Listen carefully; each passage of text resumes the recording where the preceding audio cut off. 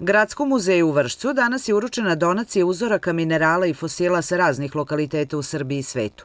Deo privatne zbirke porodice Lazić iz Beograda. Ne možemo da ne spomenemo ljubav koju smo danas osetili i porodica Lazić je juna meseca bila gost našeg grada i posetili su Depadans apoteka na Stepenicama i tada su pokazali želju da doniraju deo svoje privatne kolekcije. Gospodin Lazić je kolekcioner i član je Srpskog geološkog društva, tako da osim naravno naučno veoma važnog dela kolekcije, ova kolekcija je i vizuelno veoma atraktivna, za nas je veoma dragocena zato što mi imamo geološku zbirku koja će ovim činom biti itekako obogaćena i mi ćemo do kraja godine imati jednu izložbu akvizicija u saradnji sa gospodinom Lazićem, a sledeće godine pridodat ćemo deo kolekcije koju smo dobili postojećoj stalnoj postavci u apoteci na Stepenicama. Porodica Lazić, koja je donirala deo svoje porodične zbirke, na taj korak se odlučila iz više razloga. Vršac, svaki put kad smo dolazili, nam je ostavljao generalno kao grad prvo jako lep utisak, supruzi i meni, a onda sada i detetu kako se rodio.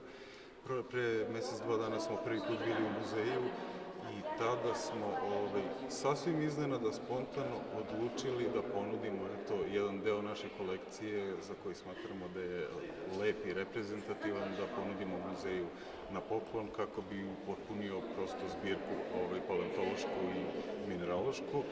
I eto, bukvalno je sve bilo potpuno spontano, bez ikakvog predumišljaja.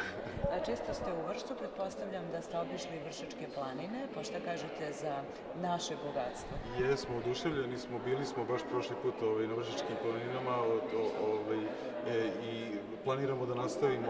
Tu čak smo u jednom momentu razmišljali, možda u perspektivi se i preselimo, postanemo sugrađani.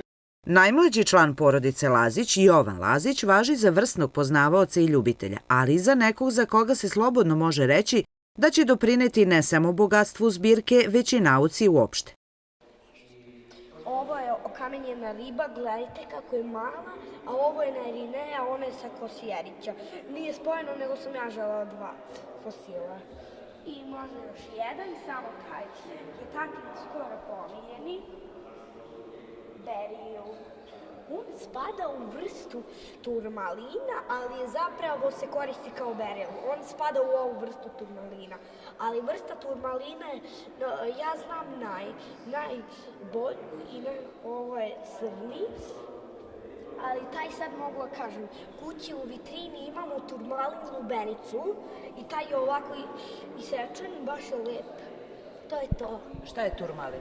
Turmalin je dragi kamen. Sve ovo što sam ja rekao je drago kamenje. I to je naš hobi.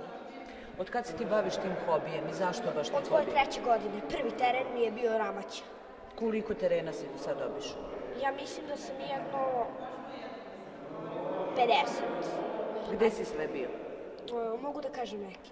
Ranilović, Kosjerić, Rudnik, Cer, tim koji, Venčac. Šta se radi na terenu? Kopaju se kristali, drago kamenje. Svaki ima svoj kristal, evo kao što možete da vidite, sve ovo možda možete i da kupite iz neke zemlje. U slučaju da se odlučite za obilazak terena, potrebno je da znate. Da nađemo. Sad ću vam reći. Morate prvo da budete dobro opremljeni. Ako idete po zimi, uzmite jaknu ili neki džemper, ali obavezno uzmite čekiće ili ašofe ako je potrebno za kopanje, ali mi obično koristimo čekići, rukavice nekad sigurno, onaj špic za udarnje, to je najbolja oprema. I naravno, naoružajte se znanjem, kao i Jovan.